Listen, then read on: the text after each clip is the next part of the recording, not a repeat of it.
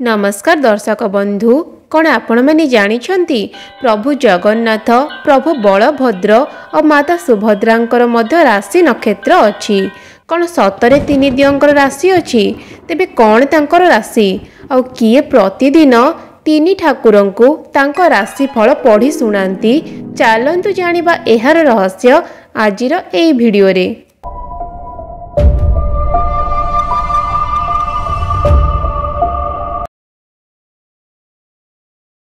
हाँ दर्शक बंधु आम मनुष्य भली तीन ठाकुरंकर मध्य राशि अच्छी कारण से माने मध्य मर्त्य लोकरे मनुष्य लीला करुछंती। तेबे आपण माने भाबुथिबे प्रभुंकर राशिफल जानिबा कौन दरकार से निज राशिफल जानी कौन करिवे किंतु आपण माने जानी आश्चर्य हेबे आमे तो विवाह व्रत घर किंबा खराब समय पड़िले आम ज्योतिष को आम राशि नक्षत्र देखाऊ किंतु आम प्रभु जगन्नाथ को ज्योतिष सेवा सबुदिन दरकार से तांकर राशिफल सबुदिन जानती। तेबे सही सेवक जी प्रभु जगन्नाथ को प्रतिदिन तांकर राशिफल विषय जनाती सही सेवा को खुरी नाहक सेवा कहुए। से प्रतिदिन तीन ठाकुरं को तांकर राशि विषय अवगत कराती। आज तांकर राशि अनुसार कौन घटिबार अछि ग्रह नक्षत्र तिथि बारर कौन शुभ अशुभ फल रही कौन जानी यात्रा किंबा सारा संसार आज मंगल अच्छी कि नहीं एई विषय रे ज्योतिष तीन दियों को तांकर अवकाश नीति समय रे कहती।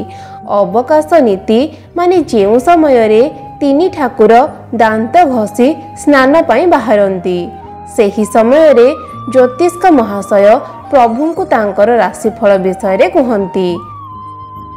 तेबे एही सेवा को खोरी नाहक सेवा कहुए। एही सेवा मध्य वंशानुक्रमिक अटे। एहा सह दोल पूर्णिमा समय रे जेतेबेले नुआ पांजी बाहरे पूरा वर्ष जाकर कौन शुभ अशुभ तिथि नक्षत्र अच्छी कौन जानी यात्रा अच्छी सही सबु प्रभु को अवकाश समय रे ज्योतिष महाशय तांको सुनांती। प्रभु प्रथमे निजर राशि नक्षत्र जानी सारिबा परे जाई आम मानक पई नुआ पंजिका बाहरे। तेबे कौन रही प्रभु जगन्नाथ बलभद्र और सुभद्रांकर राशि नक्षत्र जेतेबेले आमे मनुष्य जन्म हो सही समय अनुसारे आमर राशि नक्षत्र गणना करा जाए। तेबे तीन ठाकुरंक जन्म समय हैला नवकलेबर।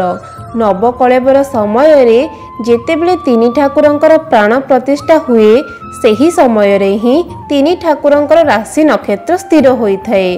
प्रभु जगन्नाथंकर राशि हैला वृष राशि और रोहिणी नक्षत्र 4/2।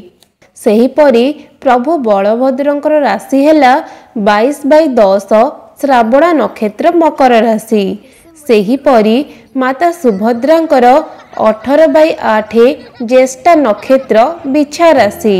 एही तीन राशि अनुसार तांकर ज्योतिष प्रतिदिन तीन ठाकुरं को तांकर राशि फल विषय अवगत करांती। तेबे कौन आपण माने पूर्वरु प्रभु जगन्नाथ बलभद्र और सुभद्रांकर राशिफल विषय जानी थिले तले मते कमेंट करी निश्चित भाव में जणांतु। आउ केते जनकर राशिफल तीन ठाकुरंकर राशिफल सह समान तले मते कमेंट करंतु। और जदि भिडियोटी भल लगी थाए भिडियोटी को लाइक करंतु शेयर करंतु और जदि चैनल रे नुआ अछंती चैनल टी को सब्सक्राइब करंतु। जय जगन्नाथ।